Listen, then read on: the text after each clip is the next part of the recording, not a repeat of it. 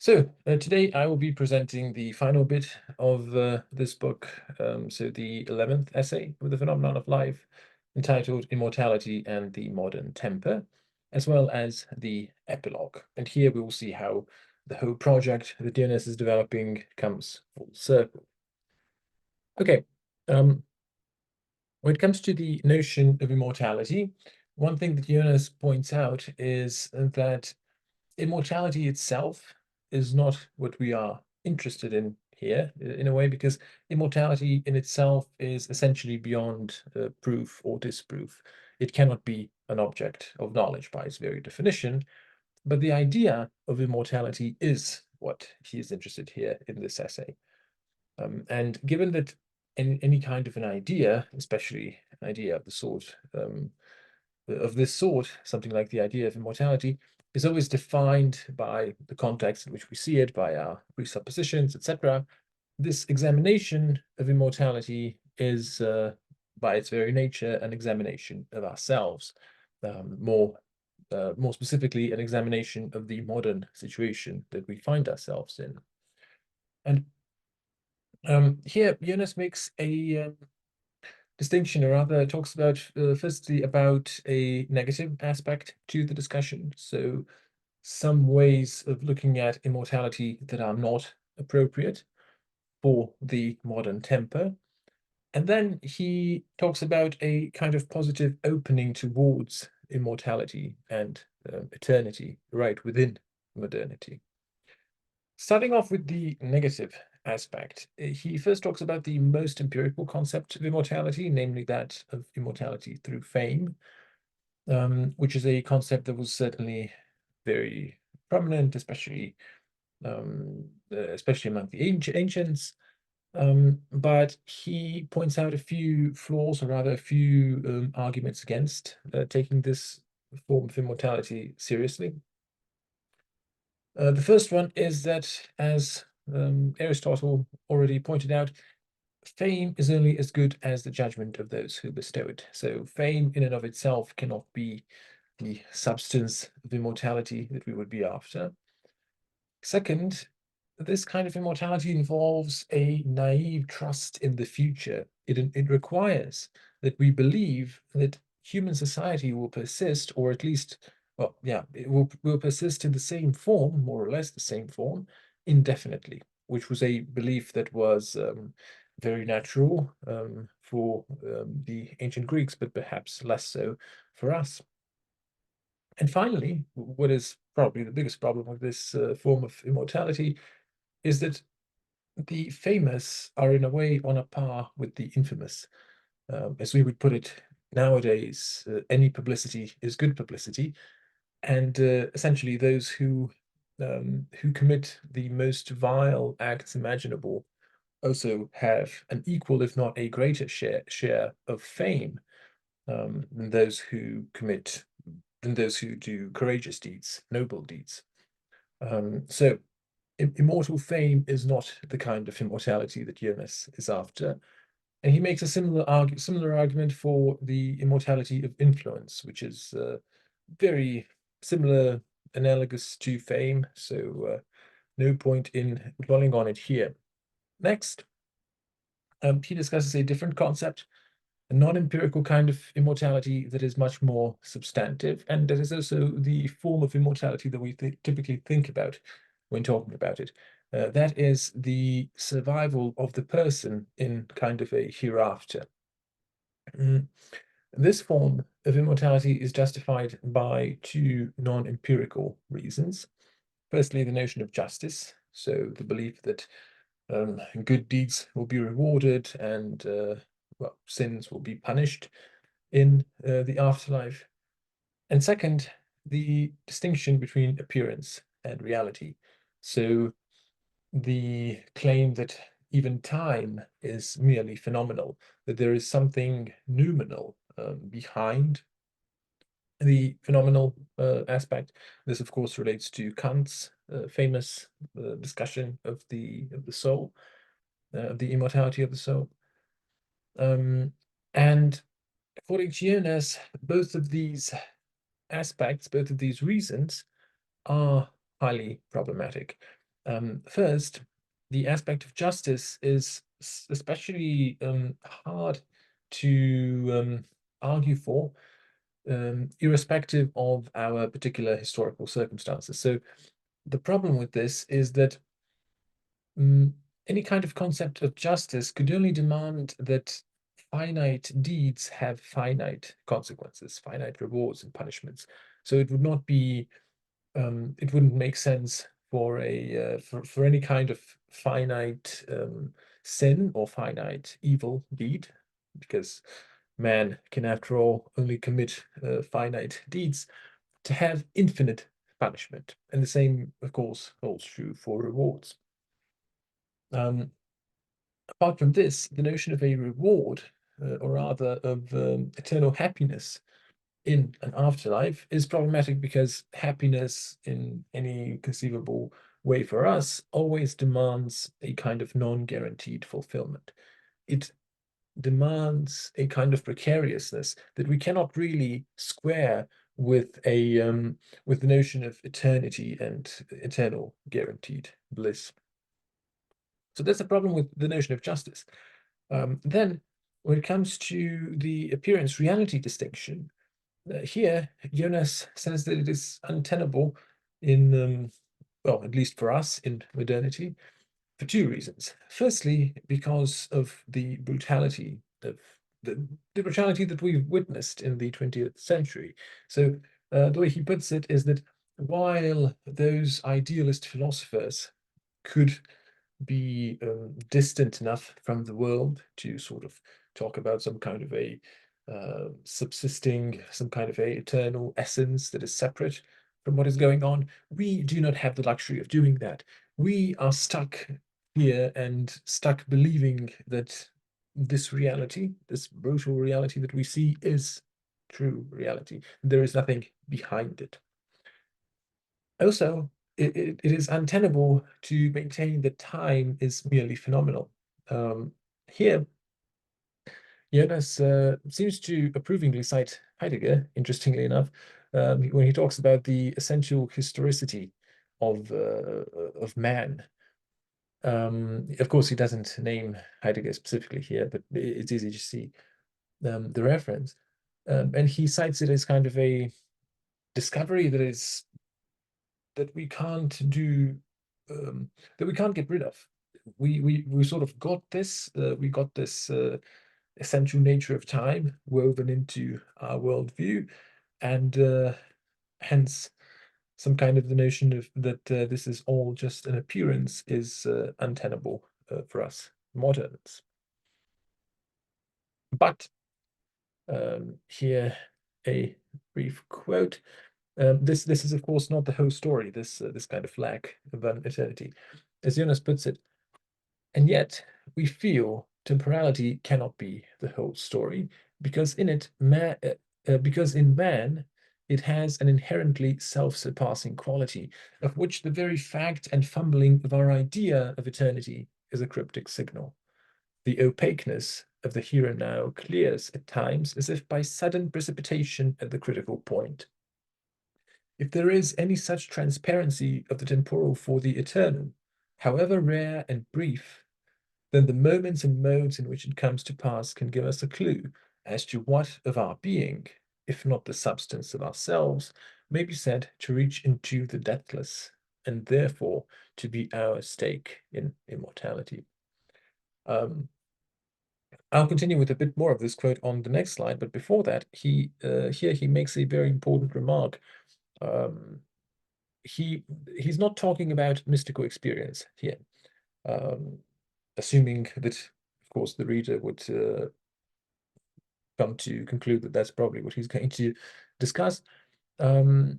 He says that mystical experience, apart from the problem that, of course, not everyone has it, would in any case come under the suspicion of the psychologizing modern mind. It would be explained away.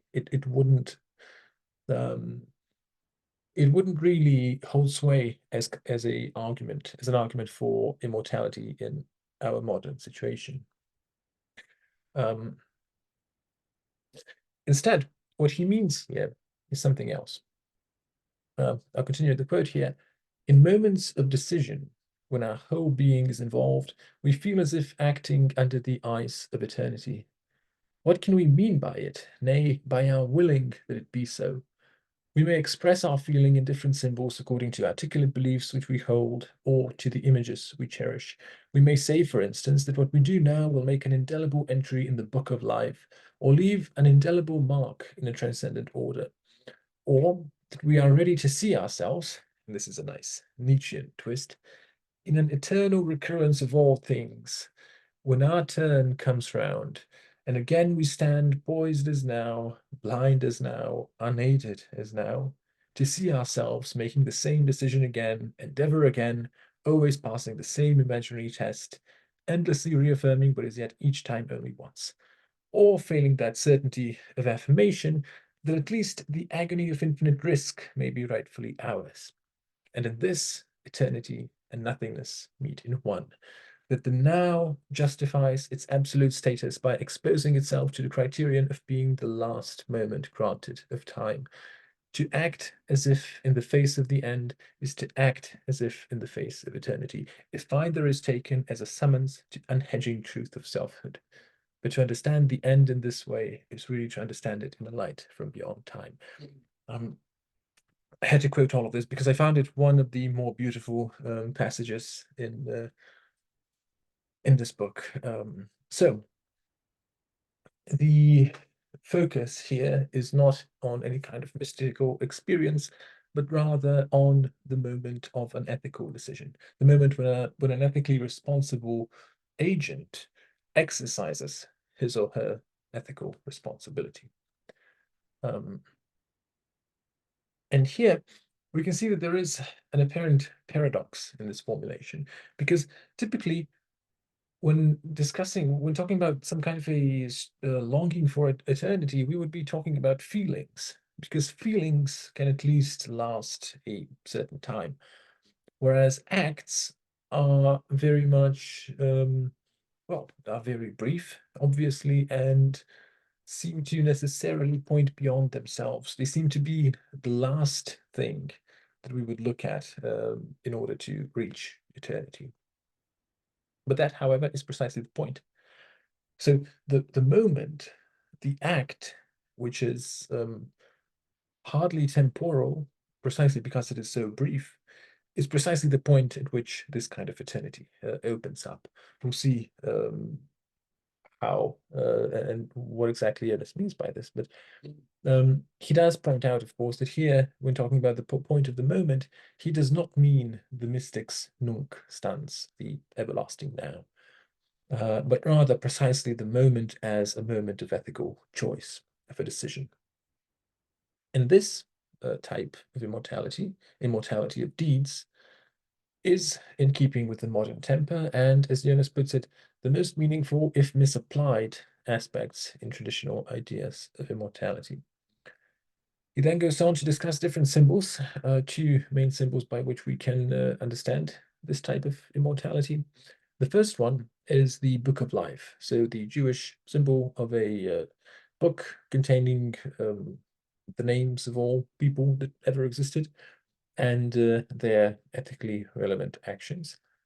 But in Jonas's version, the Book of Life would be filled with deeds rather than names, precisely because the substance of ourselves would not survive. That is not what is immortal.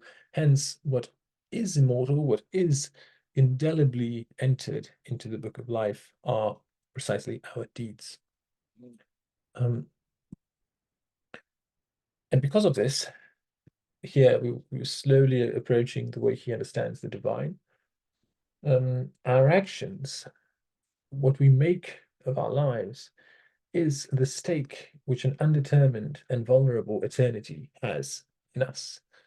We can see that in a way eternity is dependent on us, is counting on us.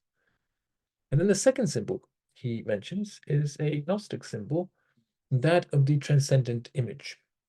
But here he doesn't mean the transcendent image as a celestial double, as a double of the individual self, but rather as a collective version of the image symbolism, which connects our deeds not with the perpetuity of our separate selves, but with the consummation of the divine self. So we have our ethically relevant deeds connected, implicated, and tied up with a divine self that is not any individual human self. And this is the last fairly long quote. I do apologize. Here we'll see what he means by this and what he means by God. In the temporal transactions of the world, whose fleeting now is ever swallowed by the past, an eternal presence grows, its countenance slowly defining itself as it is traced with the joys and sufferings, the triumphs and defeats of divinity in the experiences of time, which thus immortally survive. Not the agents, which must ever pass, but their acts enter into the becoming Godhead and indelibly form his never decided image. God's own destiny, his doing or undoing, is at stake in this universe to whose unknowing dealings he committed his substance. And man has become the eminent repository of this supreme and every betrayable trust. In a sense, he holds the fate of deity in his hands. This, I contend, makes sense, and as a hypothetical background of metaphysical fact, can validate those subjective feelings about an eternal issue which we experience in the call of conscience, in the moments of supreme decision, in the total commitment of deed, and even in the agony of remorse. And these may well be the only empirical signs of an immortal side to our being, which our present critical consciousness will still be ready to consider in evidence. So, God is something vulnerable, something that depends on us and that is built up by us. Not, of course, in the sense of being imagined and constructed by us, but rather in the sense of being built up by our ethical actions, by what we do and not what we think or what we say. Here, Jonas presents a summary of this kind of metaphysical myth, as he calls it. In brief, we have the notion of the divine, of a God who chose to give himself over to chance and the endless variety of becoming. He chose to submit to, the ethical value of human actions. And in a way, this is, he talks about, I don't know if he uses the word creation, but in any case, this way of understanding God is, in some respects, similar to deism. So, God creates or sets the universe in motion, but then does not control everything and does not have foreknowledge of everything. But it is, of course, very far from what we typically think of when we think about deism. We typically think of French thinkers in the 18th century. But if that kind of typical deism involves a God who is omnipotent but doesn't really care, doesn't really care about the world, here we have the exact opposite. God isn't really omnipotent and omniscient, but he very much does care. He very much does care about the world and about what we do. So in a way, it's the opposite of deism in that sense. And importantly, it is not a type of pantheistic immanence. So God is not identical with the world, because if he were, then God could neither lose nor gain. There would be no stake that God would have in the game of the cosmic developments and of man's actions. And he Jonas presents it as an interesting process of creation. Again, creation being a strange word, where for the first stage, when we have just cosmic events happening, God can just watch them happen. He isn't too interested in them. They're not that important. But then when life appears, there is the first trace of a self-affirmation. There is something new in the cosmos. And then, as Jonas puts it, the awakening God can first pronounce creation to be good.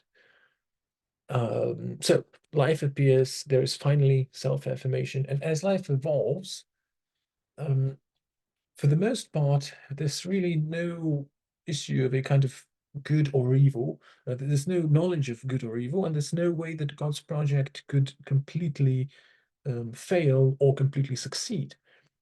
Whatever happens in the course of evolution is only a broadening the possibilities of life. It is not good or evil by itself. It is only with man that we have the advent of knowledge and freedom, and there we have transcendence awakening to itself. Here, things become really precarious, because man can, of course, man understands good and evil, and can, of course, do a lot more than animals can, in the sense that man can, well, could very easily wipe himself and probably a decent proportion of animals off the planet. So this is why our deeds have a kind of ethical significance that is transcendent, that is not merely caught up in worldly causality. Another point that's related to this is um, the claim that existence as such is not necessary. So it's not necessary that there should be a world rather than nothing at all. We cannot know why there is a world. It could well have happened. It could well happen that there would be nothing at all.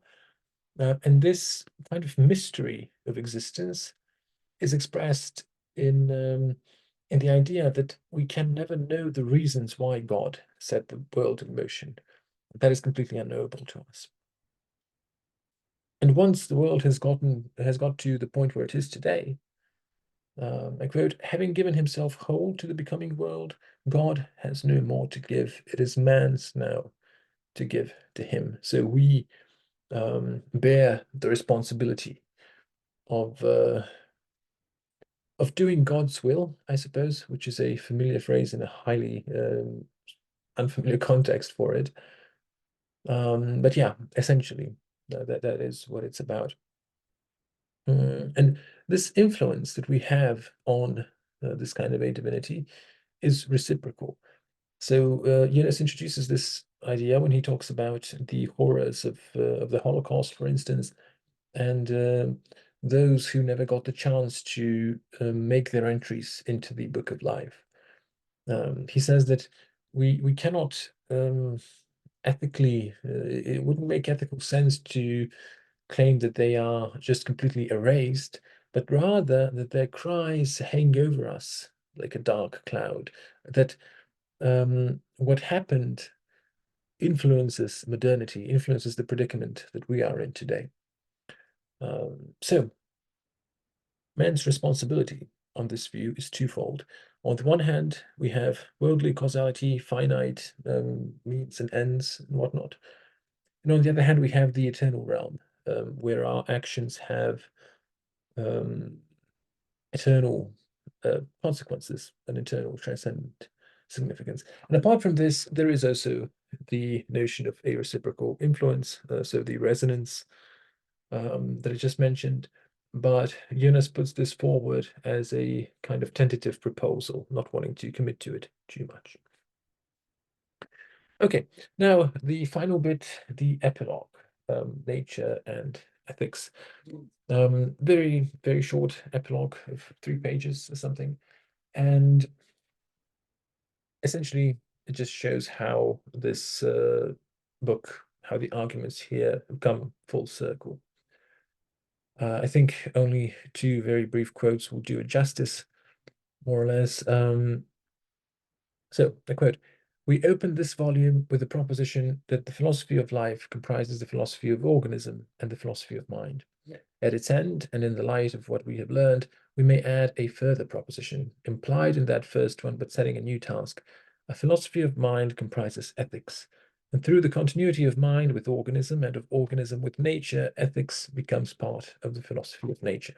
So, philosophy of life, philosophy of mind, ethics, and philosophy of nature all linked together here. And we're going back to seeing why, well, in a way, why this is connected with the philosophy of organism that he discussed at the start of the book in the first essay, because otherwise it might not be completely obvious what the notion of a vulnerable God would have to do with the notion of cellular metabolism. But oh, okay. So we're having some network issues apparently. Okay, so I'll just thankfully I've only got a bit left. Okay, the final brief quote that ties up ontology and ethics. Ontology as the ground of ethics was the original tenet of philosophy. Their divorce, which is the divorce of the objective and subjective realms, is the modern destiny. Their reunion can be effected, if at all, only from the objective end, that is to say, through a revision of the idea of nature. And that, the revision of the idea of organism, with it, the idea of nature, primarily by locating an ought, by locating some kind of an ethically significant ought in the is of the natural world, namely by locating it in life's instinct, life's drive for self-preservation and self-transcendence. That is the whole project, in a way. If we could put it in one sentence, that would probably be it for this book. Okay, that's it. I just need to figure out where to stop screen sharing and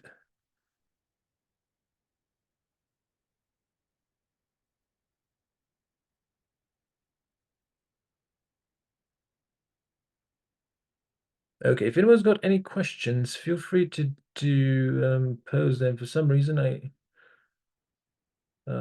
had to move these Zoom interface things around because they were hiding parts of the quotes that I was reading. And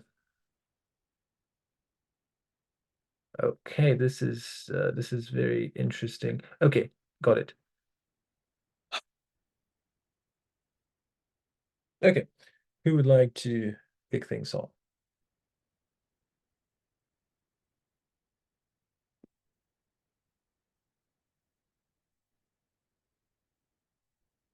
Maybe just with your general uh, view of the essay and the epilogue, how you found it.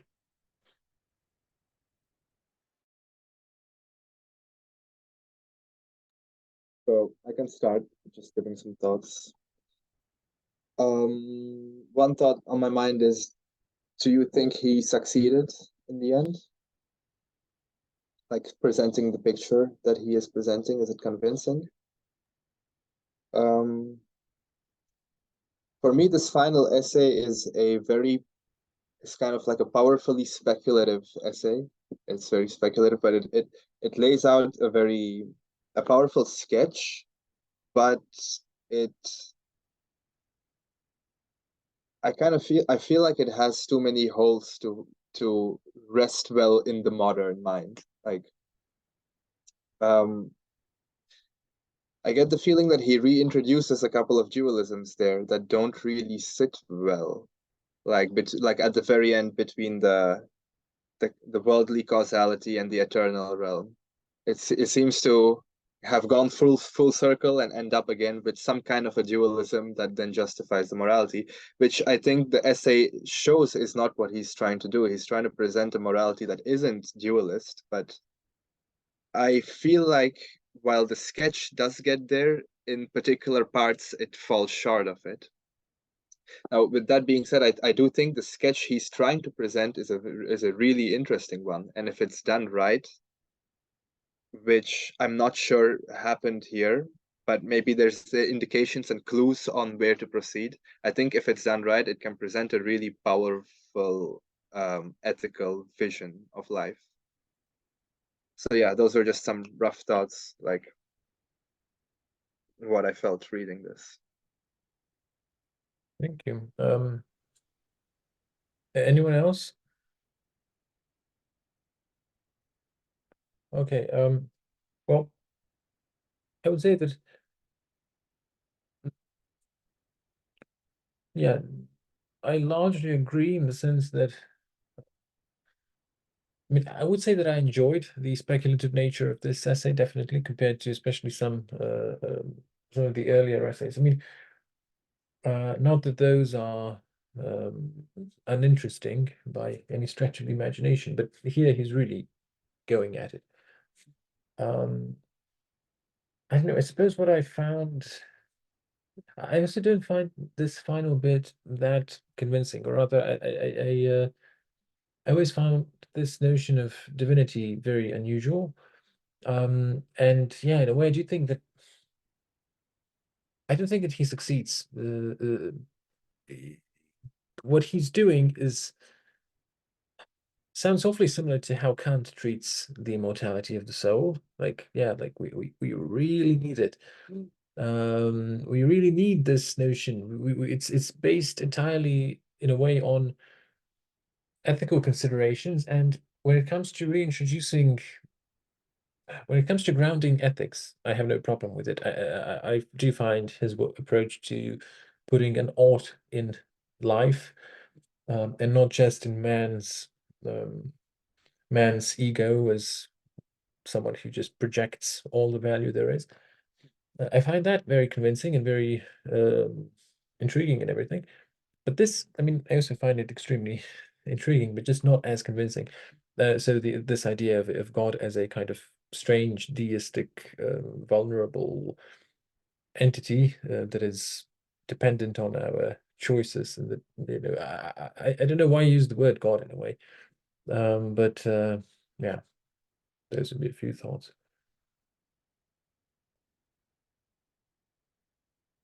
Sebastian, nothing, Chad. No, I will leave the floor to others, maybe Le or something.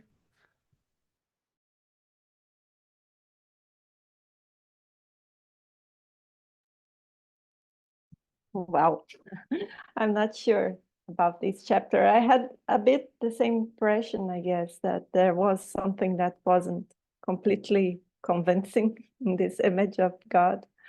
But I was trying to understand better.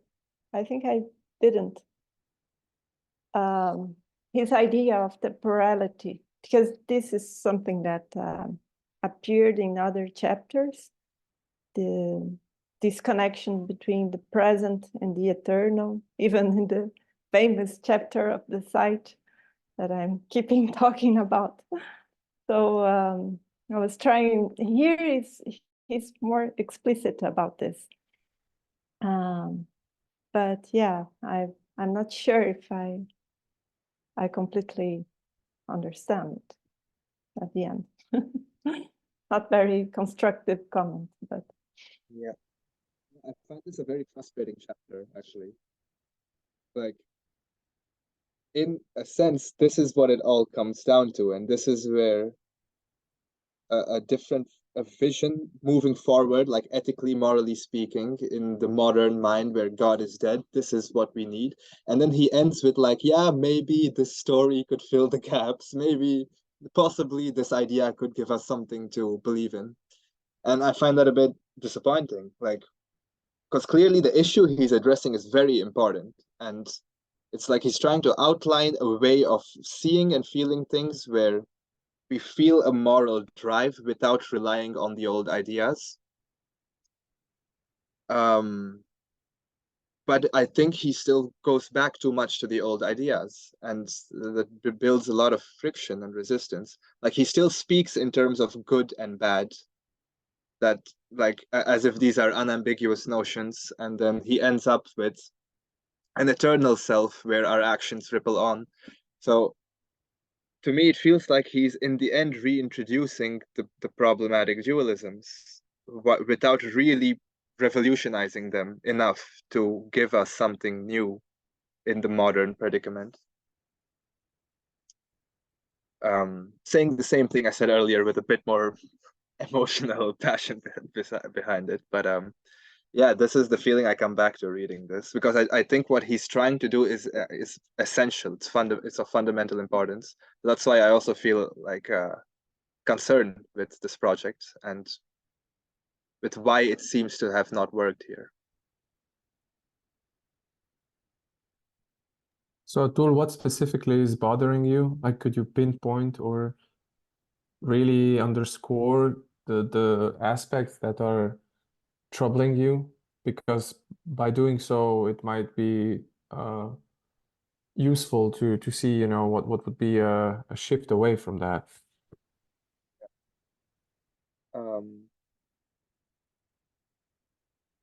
So I think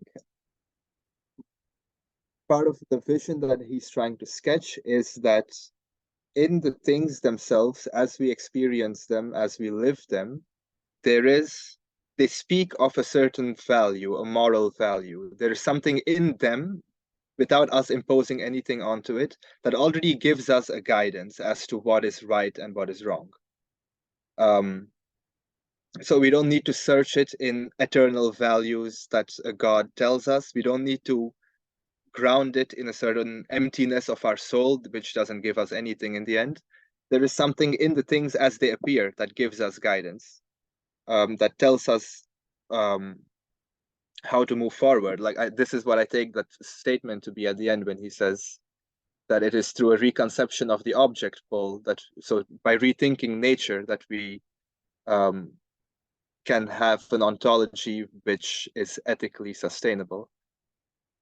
So that, I feel, is the intuition, is the essential intuition here. It's that in how we experience things, in that flavor, in that tone, in that gestalt, there is a moral element to it, a value element to it, that if we know how to perceive it, listen to it, sense it, gives us the answer, the moral answer we're looking for.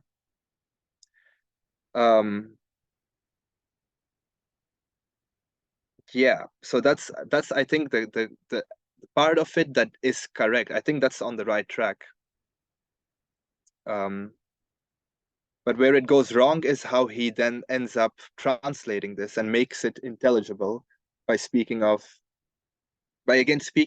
unambiguous good and bad, because I don't think this value that we feel can be broken down in these unambiguous terms of that something is good or bad. And also in how he then relates it to an eternal realm as opposed to a worldly causality.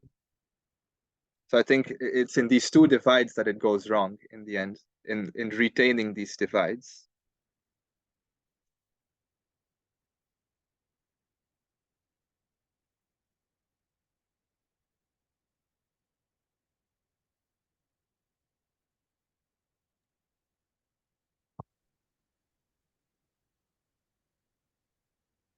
So about this good and bad,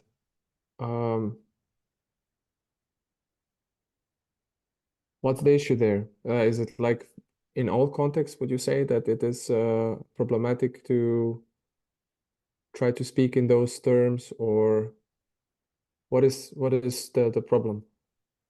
Yeah, I think to speak of them in absolute terms misses the mark of the modern mind. Like so they're relative, right? Good and bad is relative to the standpoint you inhabit, to your perspective. So what is good for me might not be good for you. What I perceive to be bad might be perceived by you as good. But that, that this doesn't plunge us into absolute relativism. That's what the ethics should show. It's that this relativism isn't all the way. It doesn't take us into a place where there is nothing anymore of value, where all value is arbitrary. So but if this is true, isn't it true that at some point you have to achieve a certain point where there is some sort of a pooling, which by this I mean that there is a certain gravity towards certain something.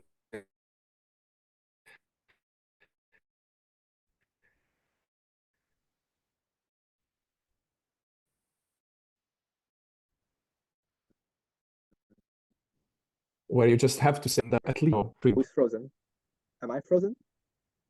I Oh, think that I'm no. frozen, Okay, and Adnan is That's frozen. okay from my now. point of view Yeah. for a while, from my relative point of view.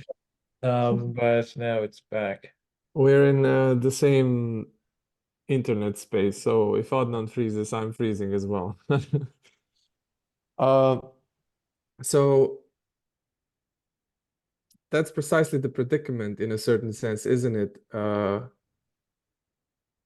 To what degree one is willing to concede the modernist approach, whereby the contextualization of what counts as good and bad is to be accepted. So yeah, I'm just thinking about this, and I don't think that he basically, does he even engage with it somehow directly, with this particular question of good and bad and what it means and how it manifests itself and why and so on and so forth? Or is it just yeah, any thoughts on all that? I think he does that in the other book. The About the ethics? Yeah. Ethics? What's the name? I think is it something responsibility? Something responsibility. The Principle of Responsibility. Yeah, probably. That's the one. Yeah, I think he does that there at some length. I read it a long, long time ago. So I only remember some very, very broad outlines, even those a bit hazily. But yeah, I think I don't know, maybe he's sort of assuming that, or just deliberately deciding not to treat it that much. Yeah.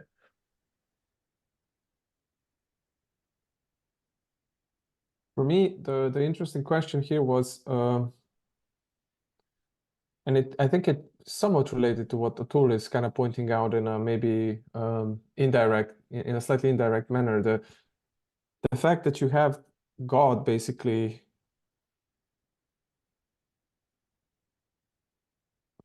allowing itself to be fragmented or proliferated, so giving away its omnipotence in a certain sense. But at the same time, the way he's describing it, and this example also that he gives with the children, in Auschwitz, who are unable to perform the deeds and were they thereby robbed of everything, and he says that not necessarily that somehow they loom large, and they say in current situation, isn't it so that we have like these dark clouds hanging over our heads? So I wonder to what degree, these two are in tension, because on the one hand, the God really kind of just gives himself or itself or what have you away so that it can be rediscovered or reconstituted through what we are doing morally. But at the same time, he has the capacity of bringing forth these clouds, and these clouds eventually do then end up in turmoil and in destruction and in the downfall of what have you, of certain societal structures. So I wonder, what ultimately then is the nature of this particular God. He would present it as this very fragile being, but ultimately he doesn't still seem completely fragile. It just operates in a different way, whereby I don't know how to even explain it, but clearly there is something that then feeds into, what you're doing. So maybe somehow this could feed into the question of what is good and what is bad. Because, Atul, to be honest, I would like to get to a point back in the world, in society, where you could say, you know what? He's a virtuous person. And by being virtuous, he's better than someone who is not virtuous. I would like to live in a society again where this is possible. Yeah? I 100% agree. The whole challenge is how do we get there? Precisely. Critical Precisely. mind of our time accepts it, Yeah. Because if it's based on these wavering assumptions, the critical mind will find holes and it will fall apart, and then we're left again with fictions that we use to sustain it. So yeah, how do we? But how does one go about doing that? So there are several things probably that one can do. One is this famous approach that has been going on for some time, which is the deconstruction of the critical mind. You know, that it is equally embedded in fictions as the fictions he is constantly trying, this particular mind is constantly trying to unravel and disclose and unearth and dismantle. So that's one approach. But then how do you move forward? How do you make this shift? So it has to be something that will sublimate, integrate the critical mind, right? It cannot simply, I mean, one possibility is to move away from it by taking a step backwards, for instance. This will not convince many people. But finding a way to do it in such a way that somehow it is integrated into a certain something, that's a challenge indeed. But it will mean that ultimately you will have to reach a point where, yeah, the critical mind might always then still find faults. The thing is, can you get to the point where this particular issue will be like, yeah, you're always going to say that. But that's because, there are 3 dimensions and you're talking in 2 dimensions, for example. So I think that this has to be somehow done. And as to another interesting question here is, it's a valid point, will everybody agree? Do we have to get to a point where everybody agrees?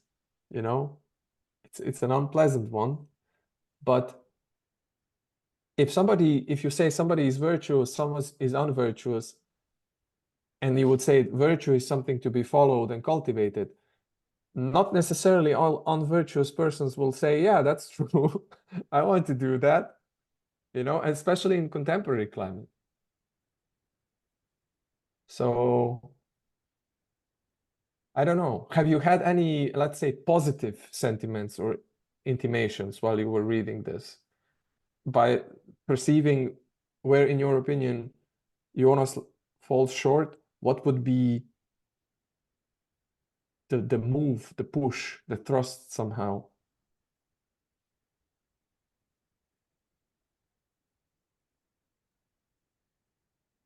There's one thing I think of here, which is that it's in feeling the weight of our actions. So feeling the weight of our actions and their ripples. That's a perception of that has what it takes to guide virtuous action. I like that, Atul. I actually like that. And it comes close to basically if put aside all the westernized pop culture additions to this particular notion, but to the traditional notion, say in Buddhism, of karma. Yeah. So this the weight of the actions and the ripples. That's good. The interesting thing is that, for example, in Buddhism, and speaking specifically in the earliest tradition, you have the moral component to reality, but it doesn't have a deity like anything to it. So it is just when Jonas was talking about this, emphasis on action and how it is action that is inscribed in the realm of morality, and so I was sometimes reminded of a certain Buddhist intuition with regards to this. So yeah, I I also don't know. how to tackle this. And Buddhists presented it a secular view, right? For them, there is no godhead beneath or above or in it. I mean, there are realms. There are so many realms. The reality is swarming with deities, all kinds of deities, living in different mansions and in different realms and domains. But the none of them, except for the one who attains nibbana, realizes nibbana, is outside of this particular law of karma. So the moral dimension is omnipresent. It is like present everywhere. And it doesn't have a, like you said, like the notion of Godhead, even with regards to the beginning and the end of the reality as such.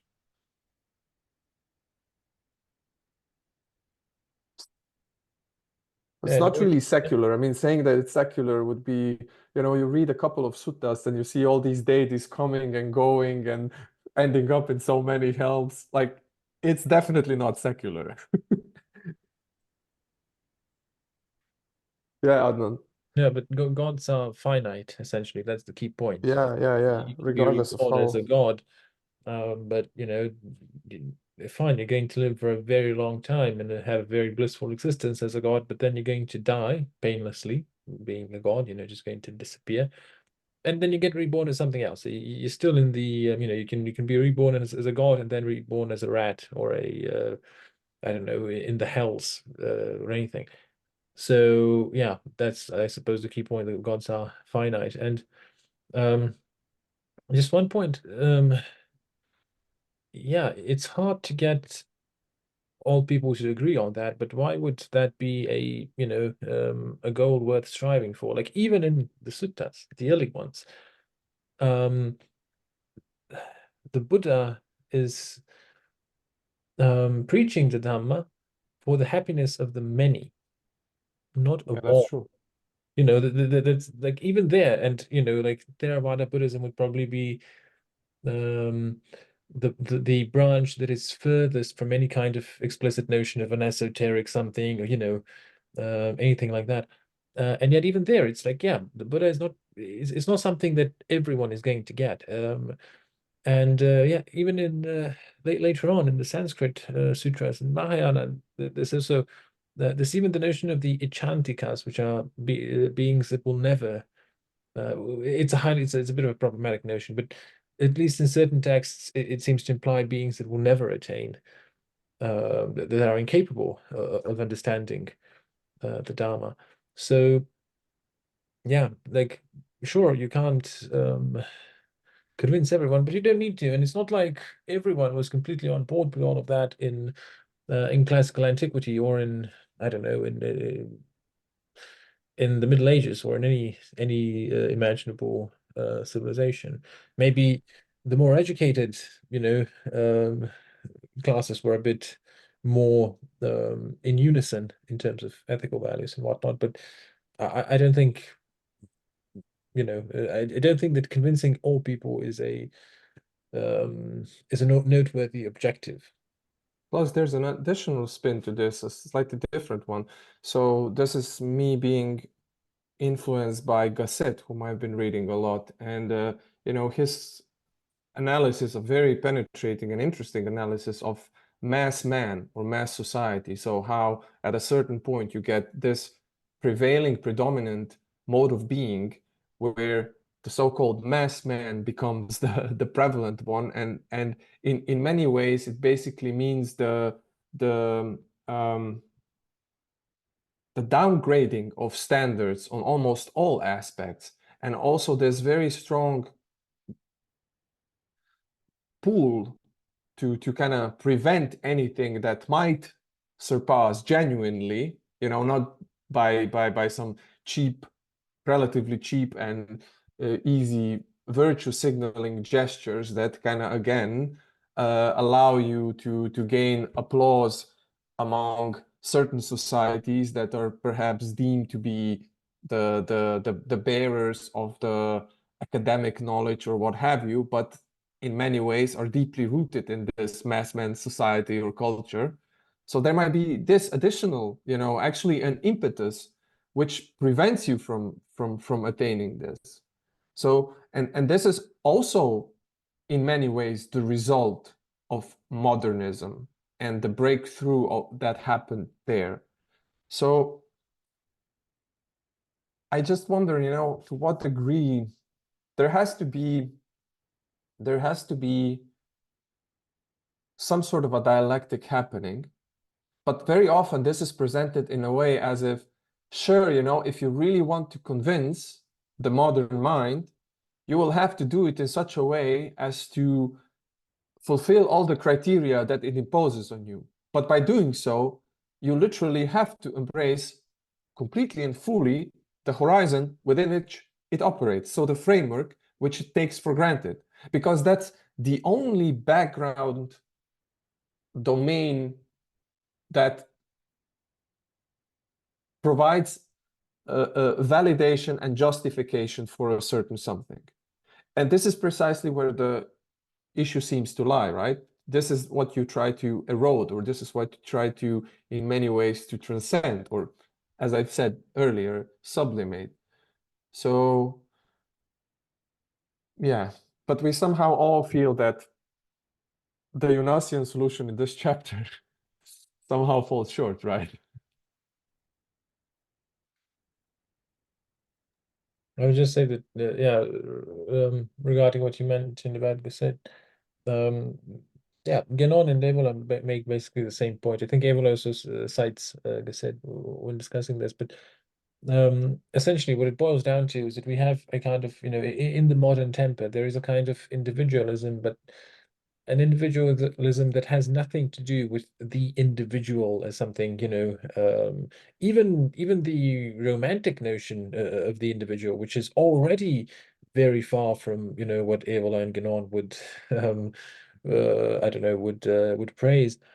So individualism, but in the sense of a quantitative individualism. Everyone is a kind of unit, something like a numerical unit. Everyone is, in a way, isolated from everyone else, but at the same time conforms to the exact same norms as everyone else.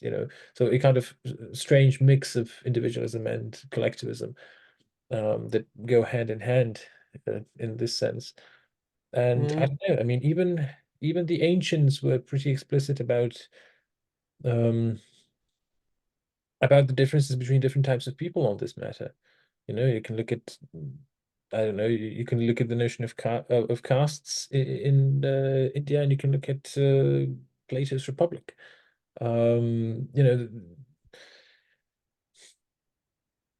The problem, one way of putting the problem would be that simply in modernity,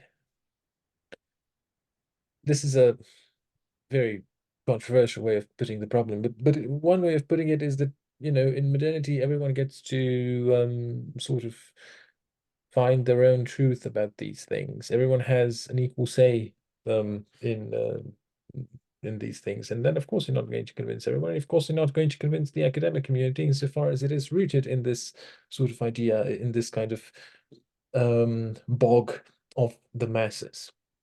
Well, one of the things that is problematic with regards to what you said with this idea or the notion of idealism is that it, in many degrees, simply presupposes the capacity to pick out of the pre-structured, pre-formed possibilities that are out there. So, you color your hair green, this makes you unique and different, or some other random stuff like that. And then eventually you end up going to the barricades for this. There is very little, what, for example, again, Gasset talks about, where you really take the time to reflect, to position yourself with regards to the questions and things and phenomena that come your way. The capacity to really see how you stand towards whatever it is that you are accepting.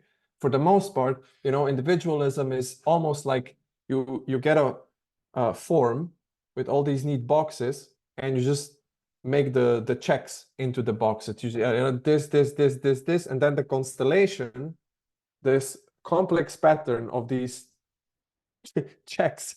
This is your individual something, which in many ways has so little to do with any truly genuine capacity to position yourself with regards to anything. And the problem is that it somehow pacifies the person or pacifies the vast majority precisely with this idea, no, look, you're really kind of living your own life, you're striving for your own thing, you know, you're being true, you're being genuine. And this spreads out, covers most of the societal structures, and you know, then you are in a bit of a predicament. Gasset also talks about, for example, you know, you have like these specialists within a certain field, and they are supposed to be the representatives of, you know, the current educated class or what have you, but they're still literally still so deeply grounded or rooted in this particular way of structuring themselves that they are just, first of all, rehashing the same things that are already present there, and even giving them further justification because it is them who said them. So yeah, I think we've kind of shifted away from where we started. So Atul, maybe you can center us back with regards to everything that has been said now. While you were talking, there's a part of the book that came to mind, where he still makes this distinction between, so this is one more of this dualist distinction that he seems to reintroduce between the agent and the deeds, right? Between the person doing the thing and the thing that is being done. And and you know, he wants to ground his morality on the deeds, but I'm not sure, because he doesn't criticize or explain what he means by agent here. So it seems to me that if we want to go through with this moral, you know, transformation, then part of what needs to change fundamentally is what the agent is, like how we understand the person who acts and who decides. And yeah, that in this, like when he speaks of in the some, like I'm paraphrasing, he says that in the consciousness of man we have the awakening God, right? And I think in there lies, I think, the right direction. Like it's a sense that what acts in us is, you know, it is creation, it's the source, it's the creative power of nature, of being. And it's not a sort of isolated individual self that, like, that is itself a creation of it, a structure that it has brought forth in this culture. So yeah, I feel like it's possible, right? There is there's like a new horizon that is being shined upon through these texts and through these reflections, a different way of considering our condition and our experience, where we don't rely anymore on the old anchors, but where we still have a very solid sense of virtue, of what is good and what is bad, which doesn't place them in this polar, concrete, reified sense as before, but which very much acknowledges their dynamic power and what they truly are. So I think this is what needs to happen. It's like the morality that is kind of forming itself here shouldn't compromise itself. It shouldn't be a sort of a lackluster morality of like, yeah, we still have some good and bad, but it's relativized, but you know, it still has a meaning. No, it should really present itself as a pillar, as something, I don't know if pillar is a good word. I want to say something solid, right? A ground almost, but it should have the same power and efficacy of a ground without being one. It should really give us something convincing in a way, something that doesn't make our mind go like, yeah, but really is this so? Like something that had the same power as, you know, the 10 Commandments used to have when in the time of Moses.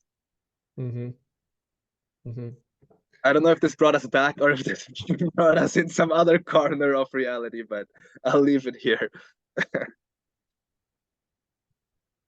I was just thinking that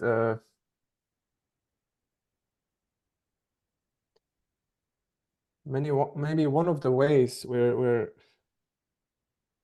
I think that this is literally something that we've been kind of circling around, both within these meetings of ours and also more broadly within the context of the Epoché meetings, but also, of course, in different domains and disciplines and approaches, namely the realization that something in the past was wrongfully put aside or wrongly conceptualized in terms of something else. And these aspects are now somehow almost like phantoms coming out to play, and they're reclaiming their pound of flesh. And these notions, these ideas are, among other things, notions like potentiality, possibility, action, energy in many ways. All these notions, these dynamisms, seem to have been usually understood as something that is of secondary nature, and now there is a realization that something has to be done with that. And this is, if one is allowed to make some sort of a generalization, this is a bit of a heritage of the Western tradition. I'm not saying that it is necessarily a bad, that is unilateral or what have you, but there has been a certain tendency to move in this direction. And then with the project that has emerged in the 16th and 17th century, this came very much to the fore, this frozen universe, so to speak, you know, the thing being the ground of reality, regardless of how it is understood. And I think that one way of getting away from this is through some of these notions. Because once you have nature, which has possibilities, once you have nature which is potent, once you have natures which has patterns and structures, right? Once you have natures which is dynamic, which is temporal, which constitutes patterns which are historical, then all of a sudden, you know, the realm of how you could live in a certain world where there could be values and norms and good and bad and virtues and vices doesn't become so strange all of a sudden. So I think that this was something that was a Jonasian understanding of a sort. And once you have that, you can also talk about, you know, patternings where you have when you have verticality, not just horizontality anymore. When you have depth, you know, but where you have depth, you have heights as well. So all of this opens up again, but it opens up in a different way. And the problem is that, like, we're now in a period where I sometimes wonder, you know, 200, 300 years from now, if somebody were to reflect, what was it that was happening here? If you kind of take a broader picture, you literally see a lot of that going on. Different thinkers toying around with very similar ideas, but literally trying to rehash the dynamic, the vital, the organic, the possible, the indeterminate, give it a positive account and do something with it. Now, at some point, we will probably need some sort of a new Aristotle or someone who will be able to, or even Descartes of contemporary times, who would be able to articulate that in a way where people will just say, oh yeah, and it will make a shift, you know? But we haven't managed to do so yet. There are just bits and pieces. I do think that one of the things will have to happen here is this tension that has been created between what is believed to be modern science and everything that is flowing out of it and the older modes of being. This will be somehow have to be it will have to find a way of a certain type of unison. Because in many ways, modern science has inherited a lot, but at the same time, it has defined itself by too strict of an opposition with regards to some of the things. So there will be there will have to be some sort of a Hegelian Aufhebung here, I think. This, move where you get some sort of integration. So yeah, that's what's happening in the cognitive sciences. Is this, this change, this reintroduction of the other pole? I don't know. I'm not that optimistic about optimism. Less optimistic than Varela was, for instance, about cognitive science. I think that for the most part, it still plays the same game very much so. I don't know where things will actually happen, and it probably will happen in different places within science simultaneously, so that a lot of gray areas will start to either spread out, or you will have neat borders that will become eroded and more porous, and different people will probably be working in different areas where they will do this.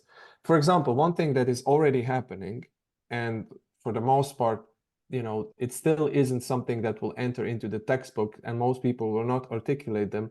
Life sciences are becoming the center where the new philosophies and epistemologies are being born. Of course, people still pay homage to physics, but physics has lost that. It has become this eccentric, old, slightly senile queen that sits there. Everybody pays homage to it. It's completely sterile. Yeah, it's just coming up with these bizarre theories that no philosopher would dare to come up with, or parallel universe, imaginary times, whatever. Yeah, good old queen. Yeah. She's just kind of producing all this stuff. It's like you have a Christmas party. She's there constantly babbling. Nobody's listening to her, but everybody still respects her because she built up all this, these houses and all of that. She accumulated that. So there's a lot of respect, but nobody pays too much attention to that. So, for example, the biological science are progressively becoming the ones where the ideas are now really being born. So even, for example, this idea of situatedness, of the organic being important, of lived something, of the organic whole, of the systems, all of a sudden, both ontologically and epistemologically, it seems that it is the life sciences where you really have things happening. And we are witnessing that now. In retrospect, it will be clearer. We are now in the presence of this happening. So this is one development in this particular direction. And interestingly enough, Whitehead said something similar already, in the first half of the 20th century, that now the torch will be given from the physics to the life sciences eventually, so that the metaphors that are present there will somehow slowly start to seep into the imaginarium of science and also philosophy and so on and so forth. So I think this is one important thing where things are changing. But then also in different disciplines, this will happen. Cognitive science to a certain degree, not in and of itself. The mainstream is, in my opinion, it's still, one can easily get the wrong impression that things there are happening differently because one follows, for example, people who are actually outliers, and activists are still outliers. And activism has become more mainstream. People are now like to talk about body, and they like to talk about environment, but it isn't really in line with what the general impetus or thrust of an act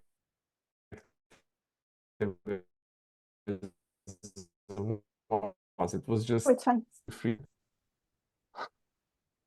No, Are we not for frozen? me. That's fine. Okay. I got frozen for and Adnan also. But anyway, yeah, just wanted to throw that in there.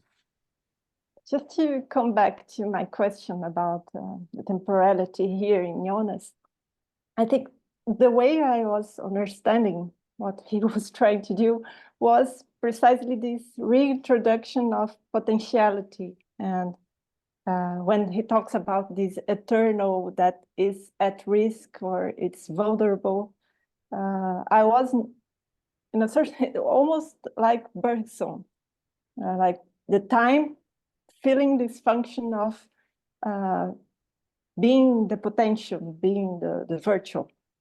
But at the same time, he's introducing this in the eternal. But I had the impression that temporality here has this function of creating this risk or these possibilities. And I was understanding, I don't know if it makes any sense, but the good and the bad as the good as being a certain preservation of this eternal, because it is a risk. So the bad is somehow the suppression of the eternal. It's the preventing the possibilities to appear, to emerge. But I don't know, I had this impression, but I'm not sure that it is what he was trying to say. Yeah. I'm just thinking about what it would be, you know, what would play the role of this?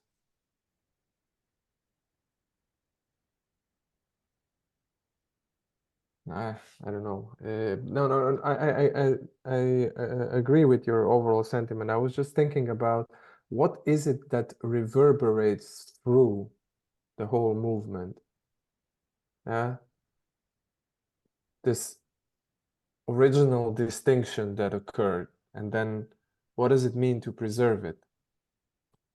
What does it mean that, in a certain sense, God allowed himself, say, to kind of undergo a differentiation, the first differentiation, the first womb, and then the ongoing dynamic to kind of transcend it, to heal it, and by every move creating another wound, and then you know, what does it mean to preserve this dynamism?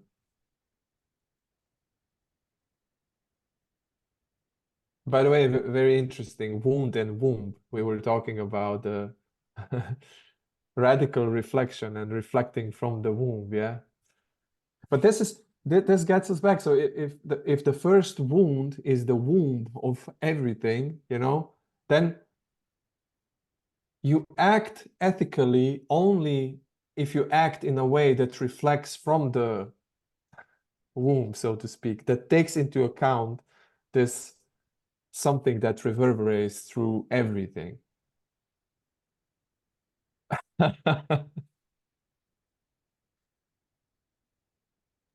Yeah.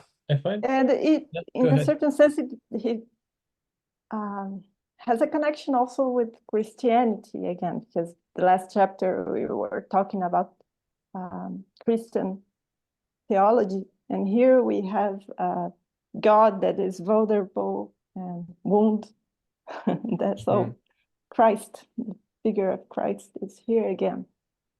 Yeah, and here it's understood even in a broader sense, where basically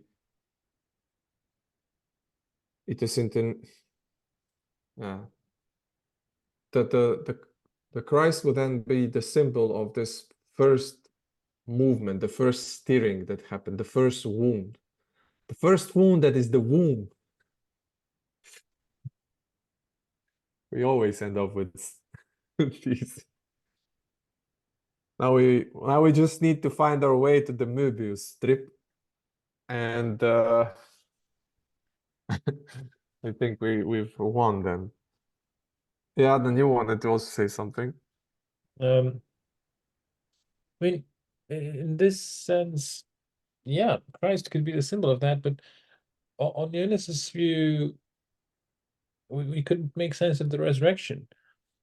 Precisely of the resurrection, and then without the resurrection, we're left with a very strange sort of symbol.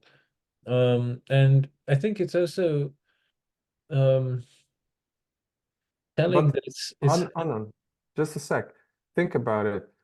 He doesn't really talk about this, but the thing is, he says something like, with life, there's the first steering of, of some sort of a, how does he put it? the self-affirmation. Yeah, so there's and then the development of higher life forms for him, and then with human being. So this particular process, he doesn't say it, but clearly it's doing something. Yeah, it's moving towards a certain something. So, and with the human being, you have the capacity to reflect and act from the womb. So it would seem that you are kind of getting close to a certain resurrection of sorts. Yeah. Where I just wonder, what exactly. Huh, what exactly would it be? Because clearly you have to let go of a certain weight that's accumulated throughout all these reverberations through time. Yeah, that all the heritage that in a certain sense you carry. This is something that has to die, so to speak. So yeah, I don't know.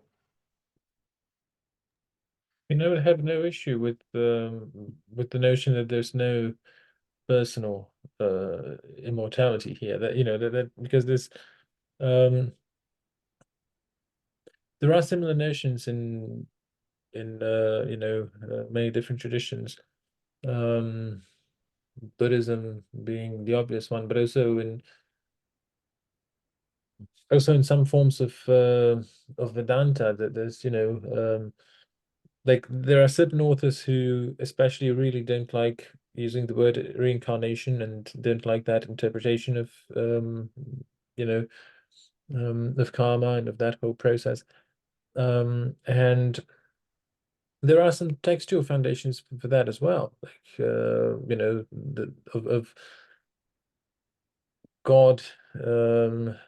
I don't remember the exact context where this is from, but it's somewhere from the I think this is from the Upanishads. But essentially, the Lord is the only transmigrant, the only thing that goes from one life to the other. It's not any kind of an individual thing. So that the point is that's not the problem that I have with this. But here, the only thing that's in any way transcendent is ethical import of our actions, that are in a way anonymized. And I don't know, I just find it very strange. And maybe it's telling that we have an issue, that we have a hard time deciding whether to use the pronoun he or it, when talking about God here, because, of course, maybe given the way Jonas is describing God, the pronoun it makes the most sense. Because it's a strange kind of God. One that knows what he somewhere states that God has some kind of foreknowledge of possibilities, but not really foreknowledge of what's going to happen. God that wants certain things, but even when he talks about the reciprocal influence, about the dark clouds and everything, I don't really see that. It's not really an action of God, but rather of those, of those voices, of those lost voices, lost souls, lost lives. So not that that would be much of a consolation for them, by the way. You know, it's hardly a good way of resolving that problem. Like, sure, okay, you don't live on. There's no kind of, you know, ethical reckoning for anything, but you know, you get to scare people. Um, you get to be a dark part of a dark cloud. No, I don't see anyone being terribly enthusiastic about that. But yeah, it's, I don't know. Definitely, the most unique understanding of divinity that I've come across so far. I think I can say that much easily. I think it's probably in many ways similar, and Jonas would probably agree with us, given that he is quite sympathetic to the views of this author. So Whitehead definitely comes to mind with his notion of divinity. But not to go necessarily in this particular direction, what I found. Oh, Yeah, I started 2 weeks ago. well, good luck. You started like at the deepest end that's possible, like the most difficult by far. You could have, I know, try with something easier. The rate of understanding is embarrassing, but okay. Like, Mm. yeah, but one thing I did find interesting with Jonas here is this the import in he puts on action, and this action being something that then is transcribed. Now, of course, Jonas has no, he doesn't even toy around with this idea of maybe, you know, action somehow then resulting into a new constellation of a certain something, right? Because one interesting thing in Buddhism is that their conception of karma and of action becomes the action is no longer the action that you perform, but it has to do primarily with intention. So in a certain sense, this is interesting because in many ways, some sort of a notion of orientation or attitudinalness or even intentionality enters the picture. So, you know, if you're a monk and you sit on a baby and the baby dies, that's the actual example, you haven't really broken the precepts because you haven't seen the baby. In Jainism, you know, this is bad karma because you've killed someone. Anyway, you know, there was no. It's important to note that in that example, you don't notice that you're about to. Yeah. Because otherwise it's a bit strange. Really important to point that out. For sure. That's what I was kind of aiming at. You didn't see the kid. The kid was sleeping somewhere. It was under a lot of, you know, it was covered up or something. You didn't see the baby. Okay. So it's not about if you sit on it, then it's okay. But if you kick it, then or punch it, it's not. Okay. But anyway, so this is interesting because, you know, this attitude orientation, it somehow leads to a certain patterning of a certain something. And again, when we were talking about previously, if you have an understanding of nature or reality that allows for these things that we were said were left out, you maybe can get a certain sense of how a certain pattern may somehow be re-emerge or whatever. So you can have maybe interesting distinctions between, you know, an organic being and a being of a certain living being that is maybe understood in a broader sense with regards to how it relates to the world, so to speak. Yeah, in its engagement with the world, it creates a certain something that might be reconfigured or what have you. I don't know. This is something, you know, in the pastime I sometimes toy around with.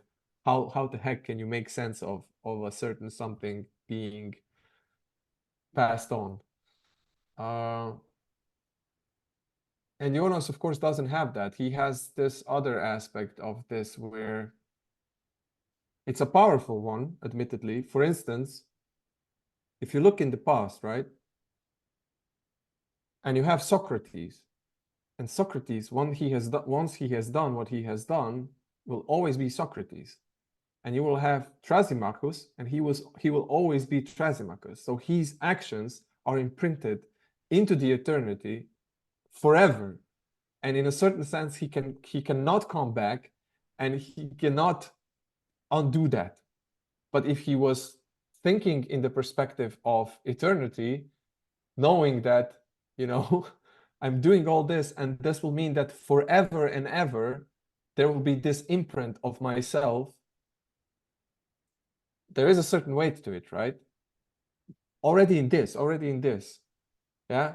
You know, you look back and some people will forever be whatever they are. So, and there is a certain, yeah, it's just a very peculiar type of weight that sets in.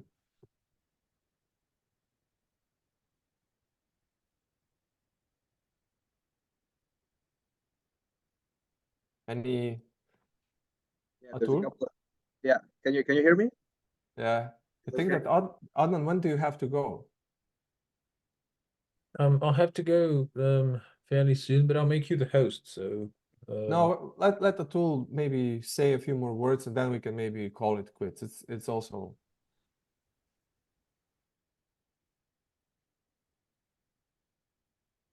Yeah, there's just a bunch of reflections, starting from when Adnan said, you know, that the vision he sketches at the end is one of this, you know, anonymized ethical import that ripples onwards, where you know that is what lives on eternally, but it's stripped of your name. I think this becomes a problem if we still hold on to the idea of an agent, of a sort of substantial self, because then that becomes kind of devoid of its meaning, because that's not what lives on. It's this anonymous ethical ripple that lives on.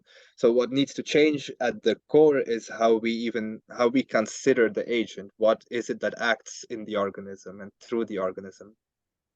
And just some final thoughts that I'll drop here. One thing that I keep thinking of in the context of these moral reflections is the work by Robert Pirsig, who wrote Zen and the Art of Motorcycle Maintenance. You know, kind of a pop philosophy book, and then he wrote a sequel to it, Leela. And basically, in very briefly sketched out, his argument is that reality is a moral order. Fundamentally, it's a moral domain. That what appears is fundamentally value. So the things that are, you know, the glass, the cup, they're not substances, they're concretions of value.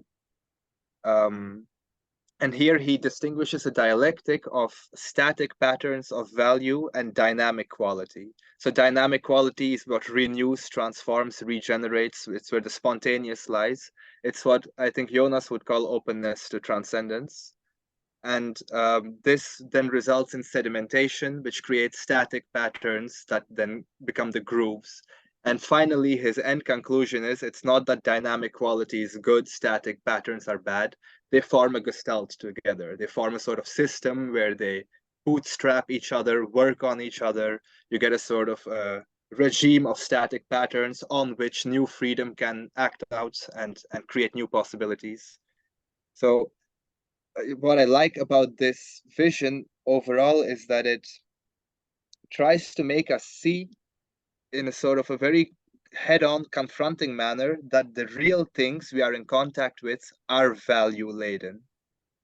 Like the value isn't something we need to put onto them. We don't need to come up with any system to invest things with value. They are already beings of value. And I think this is also what Jonas is trying to get to at the end in his reconception of nature, that the things themselves are already weighted, in a sense, are already they already have what morality is looking for, what any moral system is looking for. We should only learn to see it again, see it more clearly, see it more sharply, maybe. Yeah, those were some final reflections. They were good ones. Thank Thanks you. for reminding me also of the Precinct. It's been a while since I read that. And you said that it's a pop philosophy, but actually, you know, that's when I picked up the book, I had no idea what it was going to be about, and I kind of was expecting semi to be something about Zen. Didn't have to do with Zen at all.